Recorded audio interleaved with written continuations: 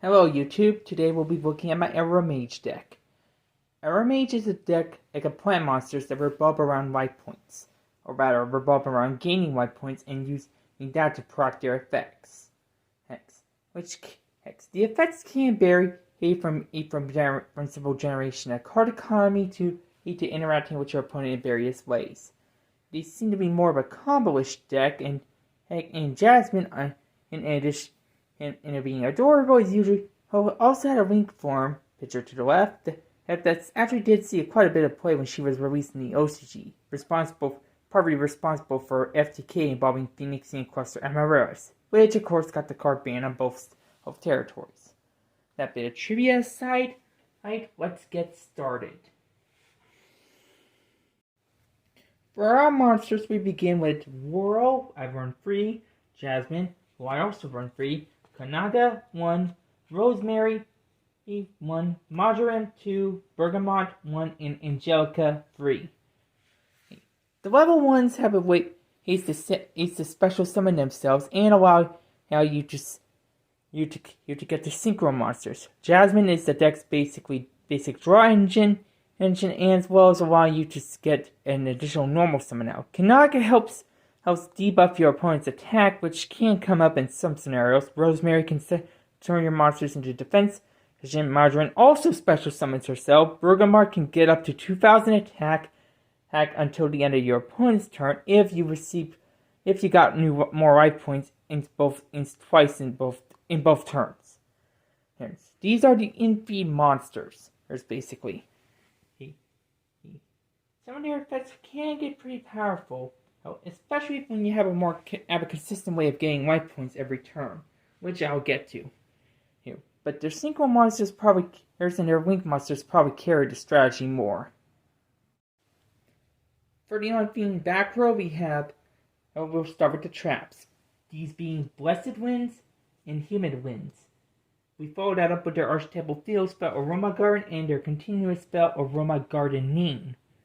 The winds cards, note that I don't have dried winds because reasons.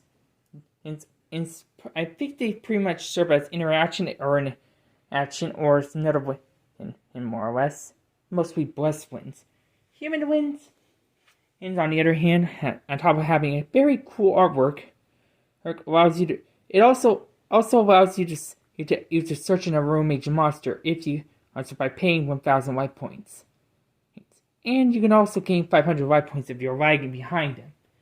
Garden is the deck's next field spell, and one of the ways they can gain life points every turn, allowing you to, which can, during your turn though. Gardening, meanwhile, lets you gain life points when you normal or special summon in a row monsters, basically being another way to get L point. And while you're at and then you can special summon one aroma monster from your deck if you're behind in life points for some reason. The cards are pretty decent, though they are not the only plant monsters this deck runs. For more generic plant support, we have another tuner and Stay Romarin in the limited, at least I think it's limited, Spore or 3 copies of Evil Form, which helps for extension plays, and of course the ever popular Lone Fire Blossom. These are just basically more ways to get more bodies on the field, for Winger synchro plays.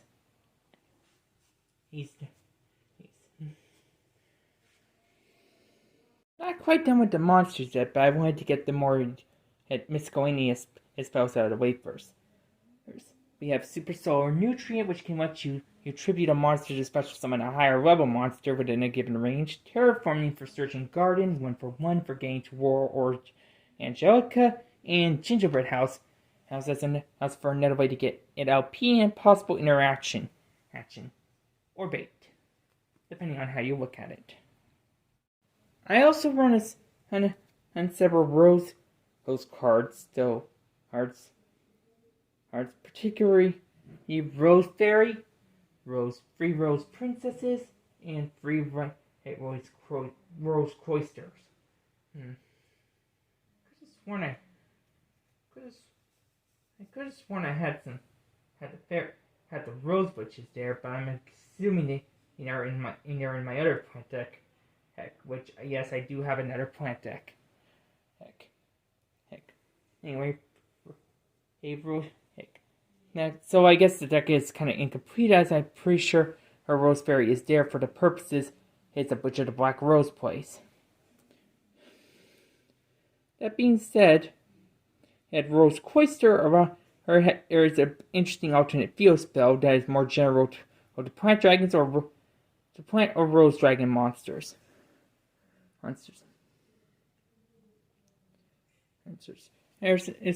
So I think it's mostly in the Kiza reference. Rose Princess is meanwhile can not only search the spell, but it can also be used as a tuner if need be. Though, as I apparently don't have the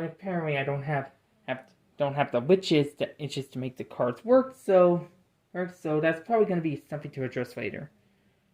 Rounding out the deck for now is 2 copies of Yugioh.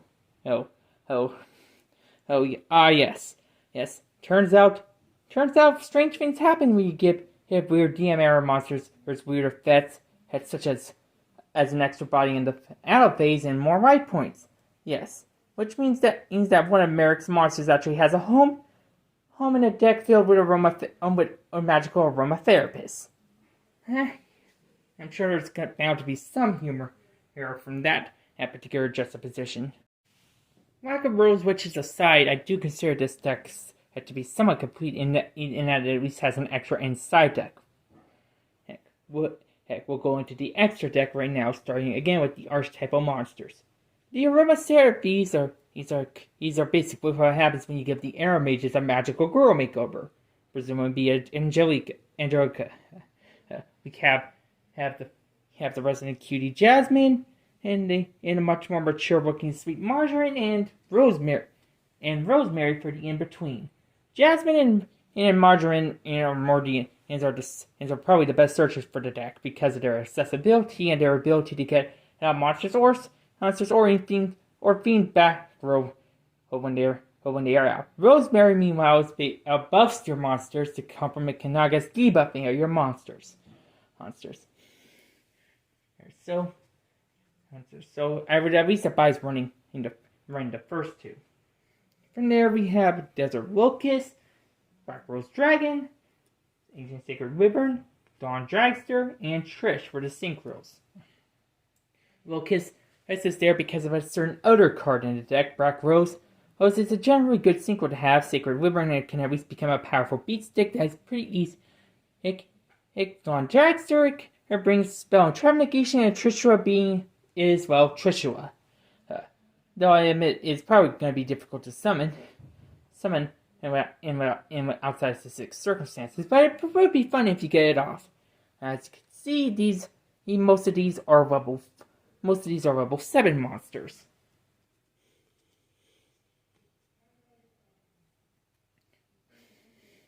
For ranks, we round off the deck with Ring Karibo because of course we have 2 level 1 monsters.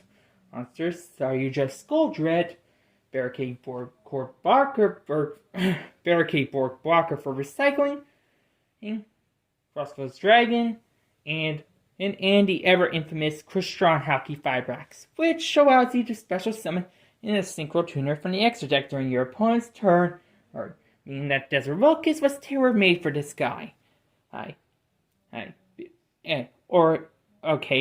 Or given that it's a fusion of the free Crystron tuners, it's a fusion of 2 guys and a girl. Not really sure what pronouns Krauk uses. The side deck is geared towards going second, and so to that end we run 5 hand traps.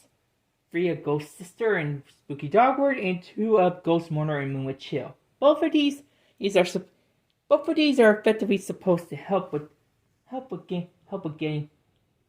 encouraging you to have an LP gap, and that you're leading in said LP gap. This is mainly for Wyvern's case, but if I decide to run certain other extra deck monsters and engines, that's probably going to be for a different deck in this case. the burn effect can help. Overall, these are pretty interesting texts. I also run one Pegatops. Because it's as a better Cyber Dragon. Basically, you get a 2 red Resonator to summon off a neat Alkifivax X and one each of West Winds and Aroma Gardening. Admittedly, this West Winds is more filler because good luck getting using a trap going second. And last but not least for the side deck is 3 Rose Weber, which can help against control decks like Altergeist and such, since they do use traps, and as extension, Evil Swarm Magic Aura.